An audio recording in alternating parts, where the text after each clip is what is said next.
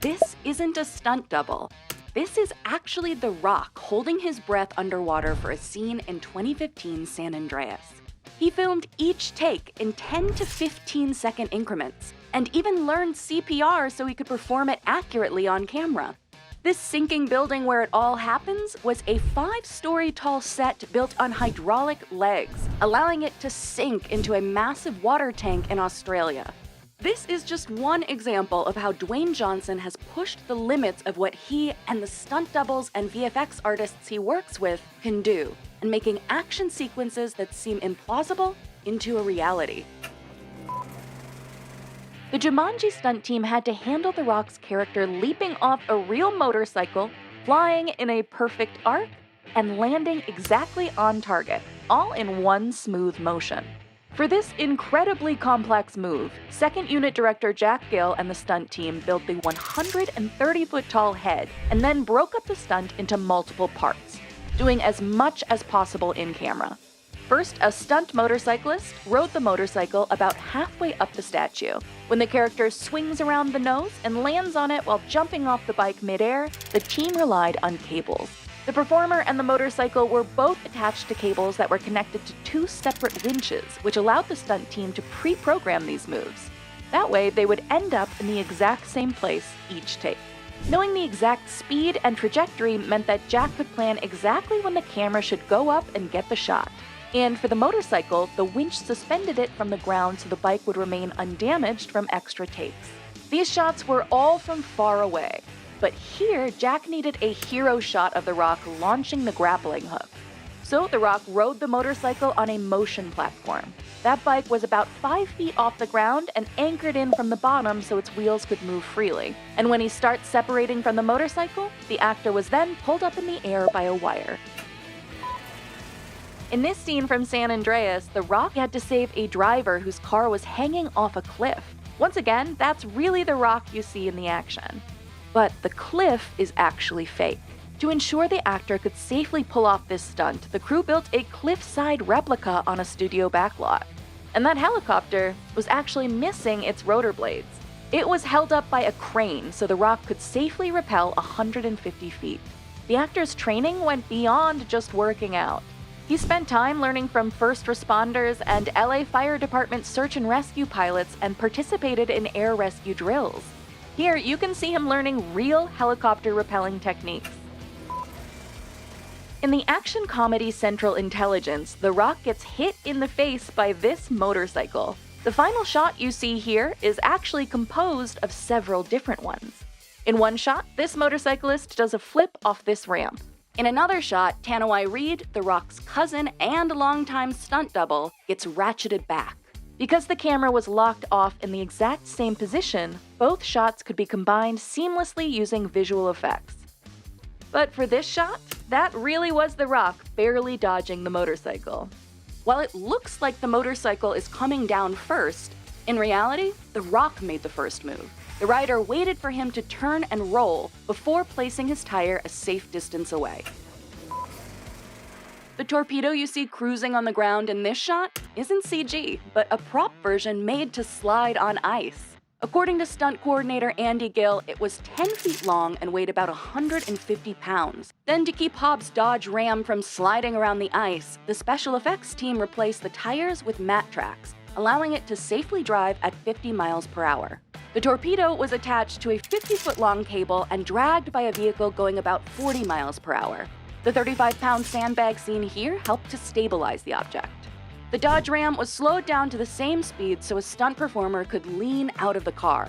That performer was attached to an overhead cable to support his weight while his feet slid on the ground. The shots where you can see The Rock were filmed against a blue screen. And because the torpedo wasn't actually functioning, Andy and his team had to blow up this vehicle by filling it with explosives and towing it without a driver. In this shot, the torpedo was added with CG at the moment the explosion occurs. In Skyscraper, The Rock plays a Marine veteran who loses his leg. He wanted to make the stunts as real as possible to show how much his character is capable of. So he worked with Paralympian Jeff Glassbrenner, who was the first amputee to climb to the top of Mount Everest. Jeff helped The Rock master walking and running with the correct step pattern. Like here, when his character sprints and jumps off a crane. While the background and building you see aren't real, both the crane itself and the jump are. Jeff's insights were also helpful for when the character has to scale the building. His advice? Never step down with your prosthetic leg first. In this scene in Rampage, The Rock's character escapes a crashing C-17 plane. Making all this look real involved some gravity-defying wire work.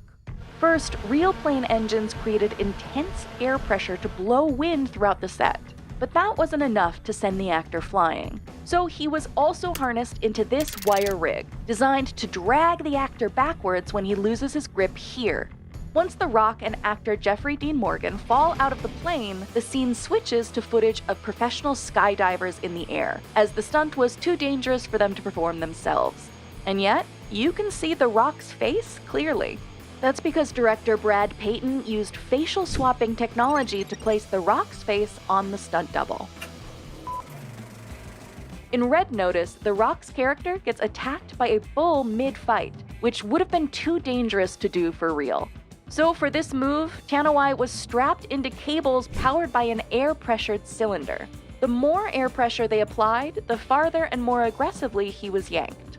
Tanawai estimated he was pulled about 20 feet in the air. In the end, the cable was removed from the shot and a CG bull was added in. One memorable action sequence from Hobbs Shaw has The Rock scaling a CIA building while fighting Idris Elba's character. Making this look real and intense involved a lot of moving parts, literally. Here, The Rock ran on a track while strapped into the stunt performer. You can also see him throwing punches and then swinging on a rope in front of a blue screen. But The Rock couldn't take all the hits by himself. That's Tanawai involved in a complicated maneuver known as a hand pull. Tanawai was connected to a cable which was run through a pulley. All of that was connected by a rope held by two stunt riggers standing on ladders, whose bodies acted as counterweights. Once they jumped down, that yanked Tanawai through the air and into the car. But this was all just warm-up for the film's epic finale in Samoa. This sequence was deeply rooted in fighting styles from Polynesian cultures, which emphasized stick fighting, knife fighting, and delivering strong, powerful blows. So real contact between The Rock and his enemies was crucial. Let's go old school. That contact still needed to be safe, so this weapon you see The Rock holding is completely fake. The props team designed it to be soft enough to sell the hit, but not so soft it would appear fake on camera. The impact of those hits was also exaggerated. Right here, this stunt performer was actually attached to a ratchet that pulled him back to accentuate The Rock's blow. And one of the most physically challenging elements of the Samoa scenes was the Siva Tau, a traditional Samoan war dance that The Rock and his crew perform as they prepare for battle. The Rock told director David Leitch that because a Siva Tau is so emotionally intense and physically draining, they only had a few takes to get it right and give it his all. In Black Adam, The Rock spent a lot of time floating in the air. So the special effects team built motorized carts to both lift and move the actor while he stood in place. Each cart was powered by an electric motor and consisted of 4 omnidirectional wheels that could spin the cart and move it left, right, backward, and forward. With all the movements programmed on a computer, the crew could use the rigs for a wide range of distinct flying motions while making his flight look as smooth as possible.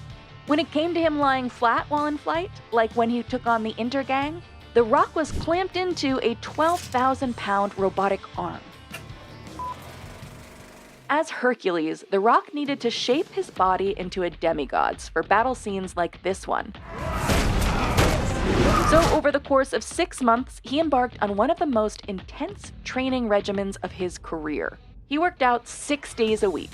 Each session started with 50 minutes of cardio, followed by working out a specific muscle group, making sure he fit in leg exercises more than once a week. He also adhered to a strict diet. While he followed a 14-week diet for 2013's G.I. Joe Retaliation, Hercules required a 22-week diet that was high in proteins, fats, and carbs such as egg whites, filet mignon, asparagus, and baked potatoes. Alongside this, The Rock also went through 8 months of weapons and fight training with a team of specialized weapons experts, so he could accurately portray how Hercules yields and fights with his club when he takes down his opponents here.